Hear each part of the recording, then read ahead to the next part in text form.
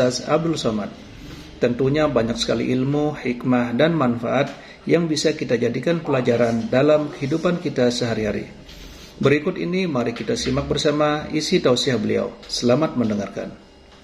Terkejut atas perlakuan Bani Israel yang hari ini sudah menjadi sebuah negara. Negara itu bernama Israel. Hari berganti, musim berubah, zaman sudah modern, tapi tingkah, pola, cara mereka bertindak sudah disebutkan dalam Al-Quran 1445 tahun yang lalu.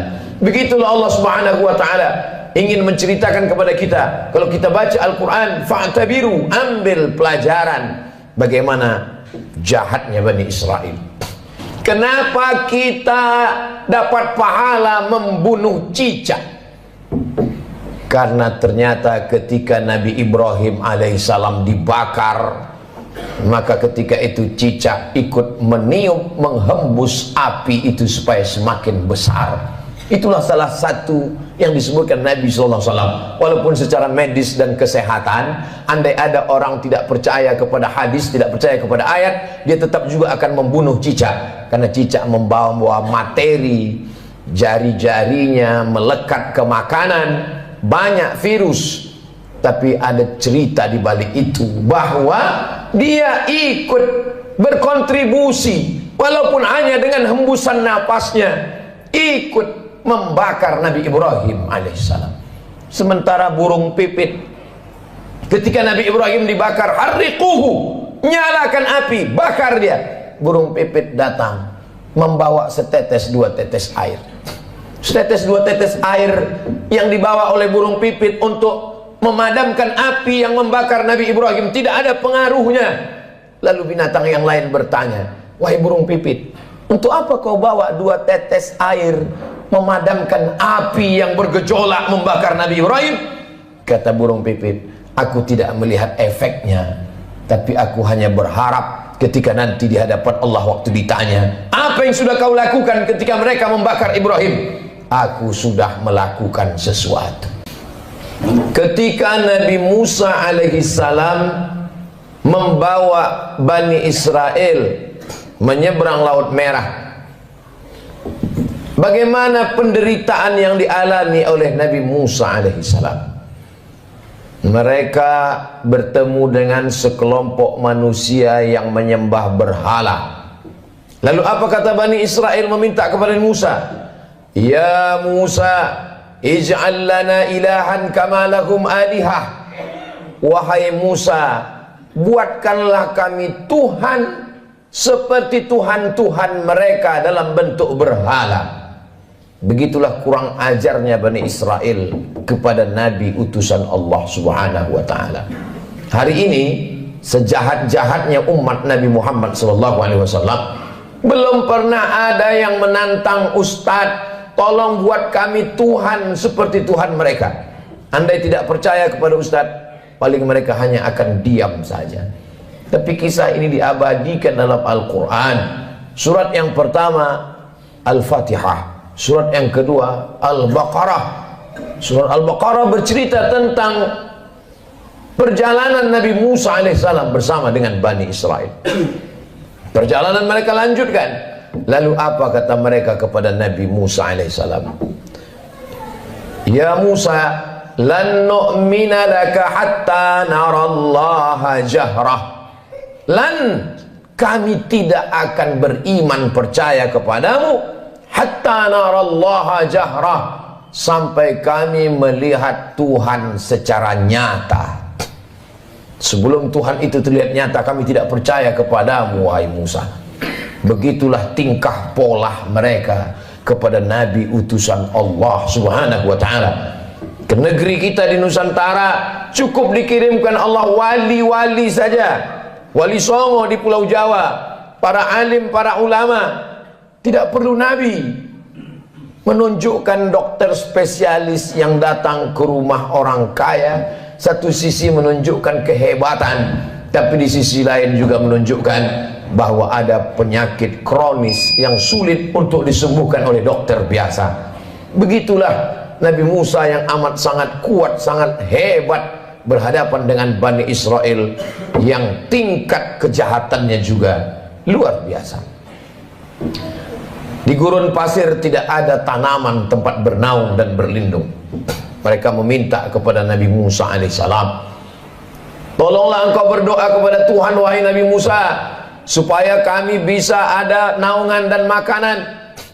Wa dhallalna alaihimul ghamama, kami turunkan awan untuk menaungi mereka. Lihatlah bagaimana doa Nabi Musa terkabul. Kalau melihat tingkah pola Bani Israel, Allah sangat marah. Tapi karena kelembutan Nabi Musa, wa dhallalna alaihimul ghamama wa anzalna alaihimul manna wassalwa, kami turunkan makanan yang manis dan yang asin. Yang asin, sebagian ahli tafsir mengatakan panggang burung. Yang manis adalah untuk cuci mulut mereka. Lalu apa permintaan Bani Israel? Kita kalau diberi makanan bersyukur kepada Allah, alhamdulillah. Tapi apa kata Bani Israel? Lan nasbira ala ta'amin wahidin, kami tidak sabar kalau makanannya cuman ini. Kami minta supaya Tuhanmu menurunkan kepada kami wa fumiha wa adasiha wa basaliha, kami ingin bawang merah, bawang putih, kacang asal. Betapa kurang ajarnya Bani Israel kepada Nabi Musa alaihissalam. Dikabulkan Allah doa, tidak kepanasan, dikirimkan makanan surga, meminta makanan-makanan. Sampai Allah mengatakan, atastabdiluna alladhi huwa adna billadhi huwa khair, apakah kalian meminta makanan yang lebih rendah kualitasnya, yang busuk dan berbau, padahal kamu sudah diberikan makanan yang terenak dan terlezat. Semakin orang paham membaca Al-Quran, terkejut atas perlakuan Bani Israel yang hari ini sudah menjadi sebuah negara. Negara itu bernama Israel. Hari berganti, musim berubah, zaman sudah modern, tapi tingkah, pola, cara mereka bertindak sudah disebutkan dalam Al-Quran 1445 tahun yang lalu. Begitulah Allah Subhanahu wa ta'ala ingin menceritakan kepada kita. Kalau kita baca Al-Quran, fa'tabiru, ambil pelajaran bagaimana jahatnya Bani Israel. Bani Israel ketika Allah Subhanahu wa ta'ala memerintahkan kepada mereka untuk berperang bersama Nabi Musa alaihissalam, apa kata mereka Bani Israel? Idhab anta wa rabbuka faqatila inna hahuna qa'idun.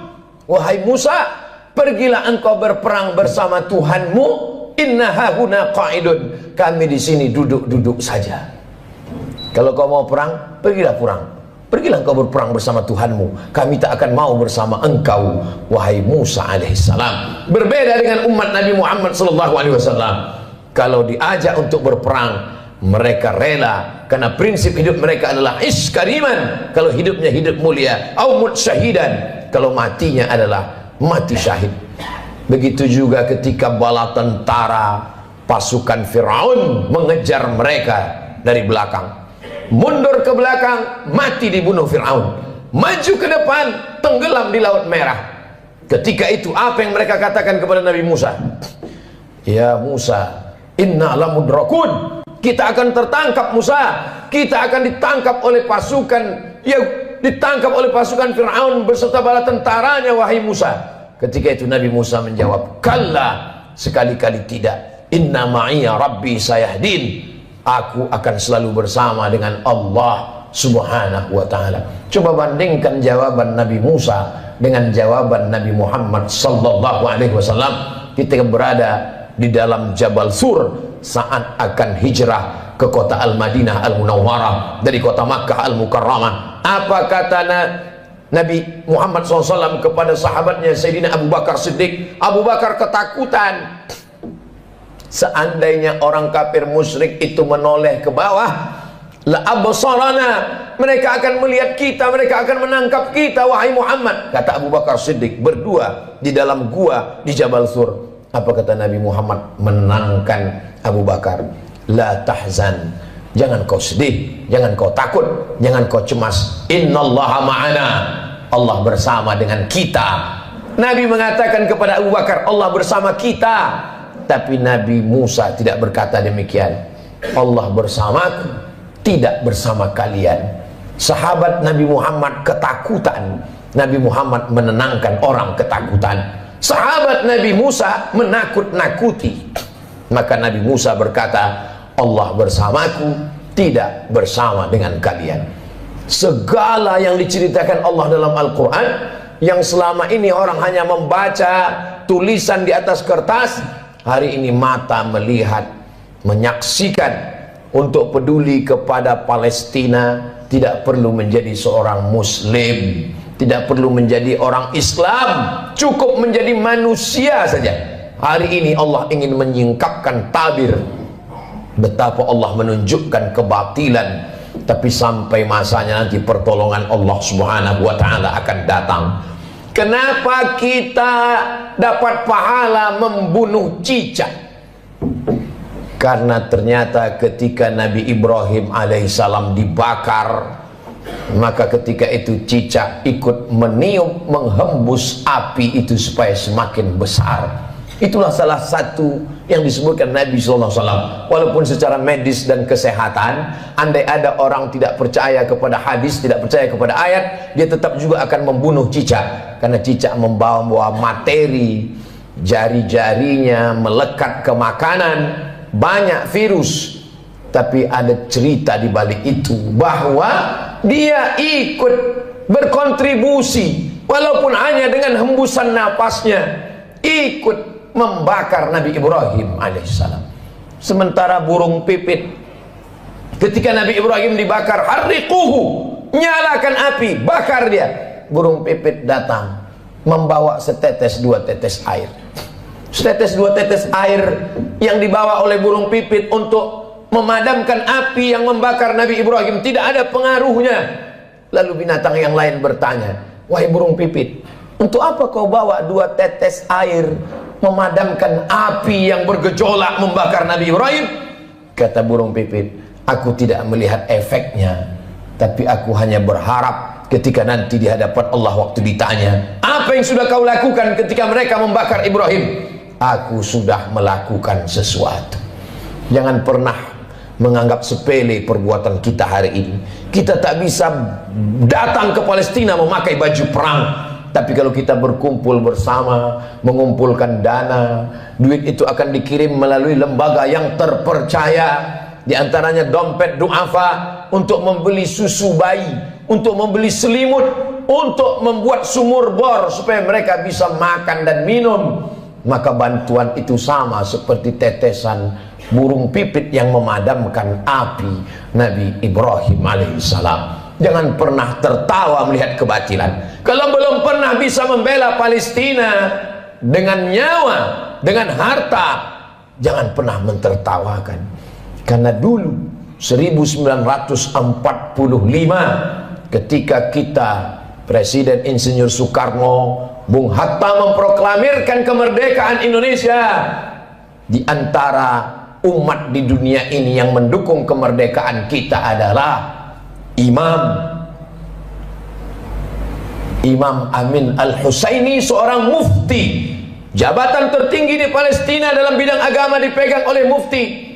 Mufti Amin Al-Husaini adalah orang pertama yang mengakui kemerdekaan Republik Indonesia. Amerika menolak kemerdekaan kita karena bersekutu, bersekongkol dengan Belanda.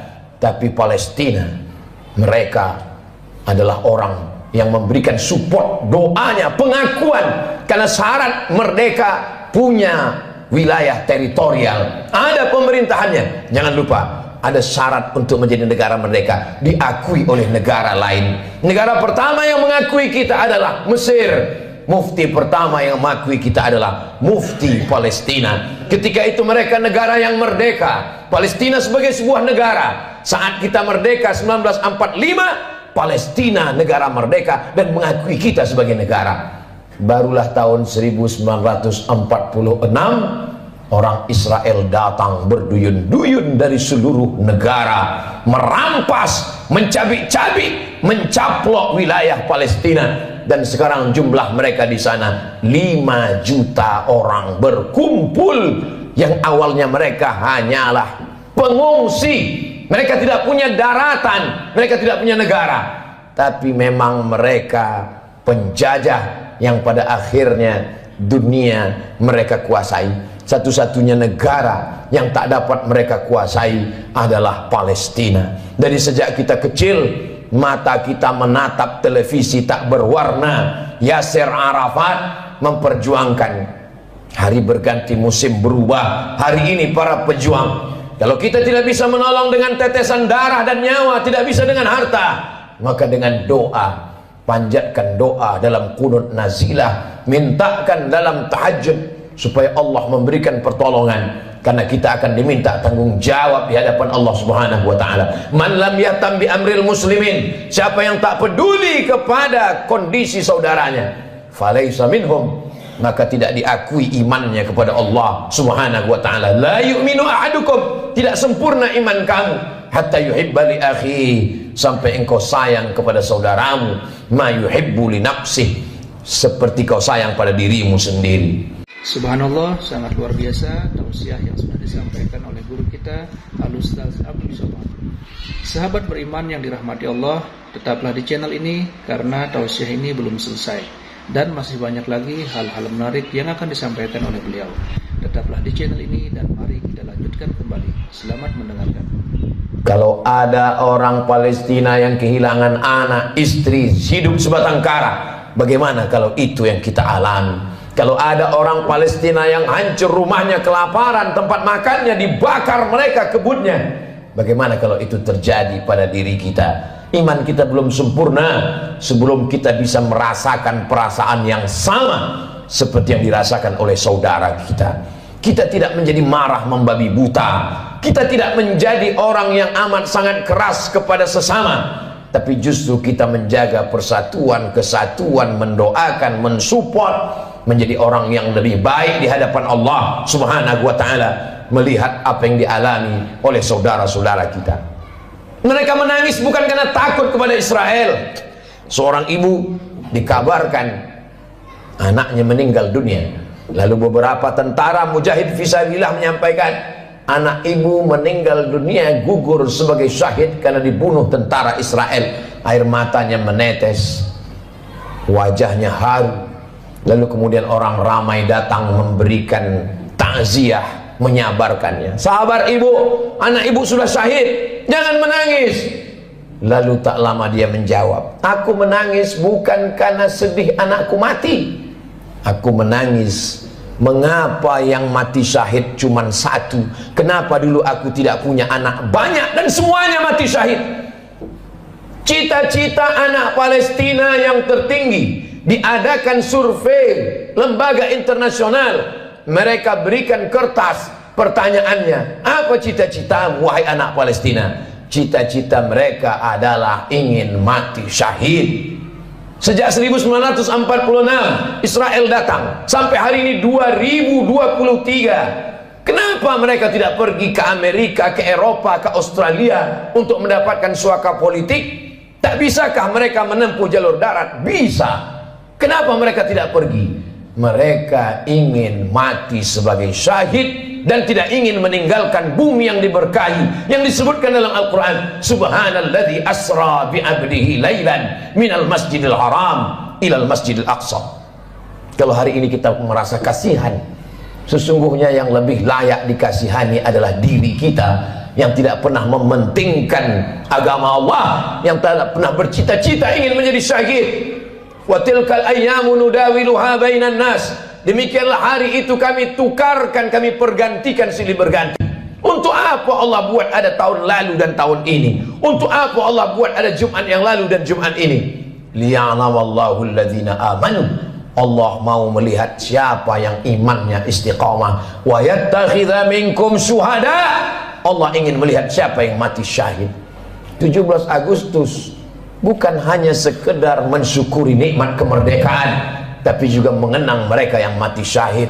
Tanah yang kita injak adalah tetesan darah para syuhada. Tempat kita berjalan adalah kain kafan mereka yang mati syahid. Negeri ini merdeka karena mereka mati syahid. Siapa yang menyampaikan itu? Yang menyampaikan itu adalah para alim dan ulama. Kalau kita hari ini kasihan, sesungguhnya sisakanlah rasa kasihan pada diri kita sendiri yang belum tentu diterima Allah. Kita semua akan diminta tanggung jawab nanti di hadapan Allah Subhanahu wa taala. Salahuddin Al-Ayyubi, kalau dia ditanya Allah, apa yang sudah kau lakukan wahai Salahuddin? Salahuddin menjawab, aku sudah memerdekakan Palestina. Ditakdirkan Allah kita hidup tahun 2023. Zaman dulu kalau terjadi pembunuhan orang di Nusantara, nenek moyang kita tak tahu apa yang terjadi di Palestina. Beritanya lambat. Hari ini pembunuhan di detik ini, videonya langsung di-share dan kita bisa melihatnya. Kita diminta tanggung jawab di hadapan Allah Subhanahu wa taala. Salat kita, puasa kita, zikir kita. Tapi jangan lupa, kita akan diminta tanggung jawab. Apa peduli kita kepada Masjidil Aqsa, tempat Isra Mi'rajnya Nabi Muhammad SAW.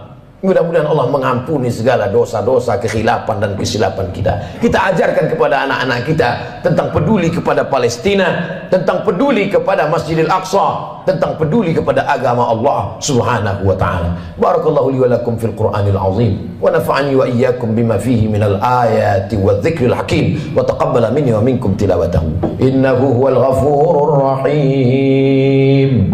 Alhamdulillahirrabbilalamin. Demikian tausiah penuh ilmu, hikmah dan manfaat yang sudah disampaikan oleh guru kita Al-Ustaz Abdul Somad.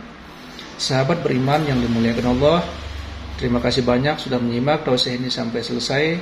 Doa dan harapan saya semoga sahabat semua selalu diberikan kesehatan, dimudahkan segala urusannya dan dilancarkan rezekinya. Amin ya robbal alamin.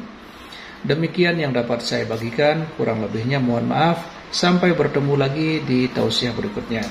Wabillahi taufiq wal hidayah wa ridha wal inayah. Wassalamualaikum warahmatullahi wabarakatuh.